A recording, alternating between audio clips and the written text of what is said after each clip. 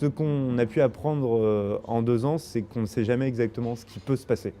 Je disais, notre slogan, c'est Plateau Urbain, c'est résorber la vacance, servir la création. Et justement, en fait, on l'a servi certes, mais après, tout s'est créé autour.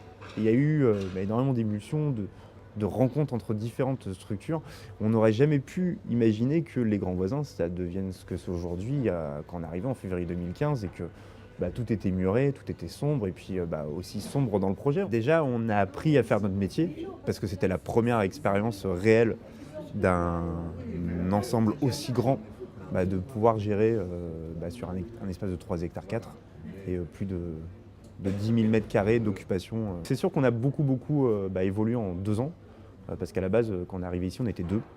Et aujourd'hui, même en termes d'effectifs, on est 20 de manière opérationnelle sur Plateau Urbain. Ce qui a été difficile au début, c'est de pouvoir en fait se connaître entre déjà les diverses structures avec Aurore et Yes We Camp qui sont nos partenaires et forcément notre façon de travailler qui n'est pas forcément toujours la même. Et puis c'était des métiers en fait donc du coup qui se créaient. Ce qui était difficile aussi, c'est justement le manque de temps à chaque fois, de pouvoir aller très vite pour dans ma fonction, ça a été de remettre en route en fait l'ensemble de ces bâtiments-là. Et quand même, on a eu de la chance parce que ces bâtiments, même s'ils sont vides depuis 5-6 ans, étaient globalement, pas tous, il y en a qui étaient en très mauvais état, mais réhabilitables assez rapidement. Au tout début, on devait juste remplir le bâtiment Colombani et le bâtiment CED.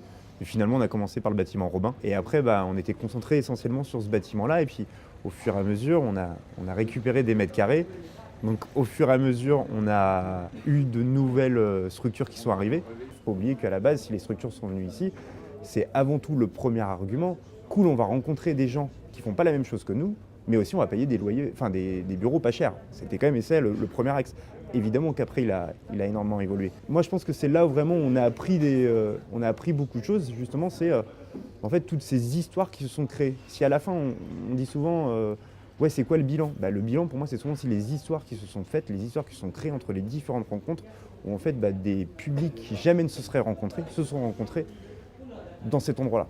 Les structures ont aussi fait leur chemin et en fait, ont créé elles-mêmes les choses et décidé des choses. Et je pense que c'est ça aussi l'axe qu'on doit avancer pour la phase numéro 2 qui va arriver.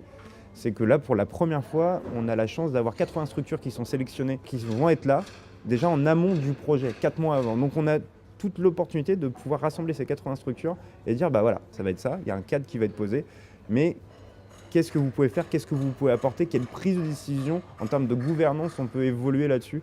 Moi, j'aimerais vraiment qu'on arrive à une gouvernance complètement différente sur la phase 2 où justement les occupants, en fonction de ce qu'ils ont, de leurs obligations, de leur type d'usage, par exemple, avoir des boutiques, donc forcément des boutiques n'ont pas la même volonté, les mêmes buts que par exemple quelqu'un qui est en bureau ou un centre d'hébergement. Voilà, donc avoir en fait tous ces petits collèges de décision, de prise de décision pour avoir le temps de le faire. Donc je pense qu'on a beaucoup de choses encore à faire et à apprendre sur cette phase 2 qui va arriver.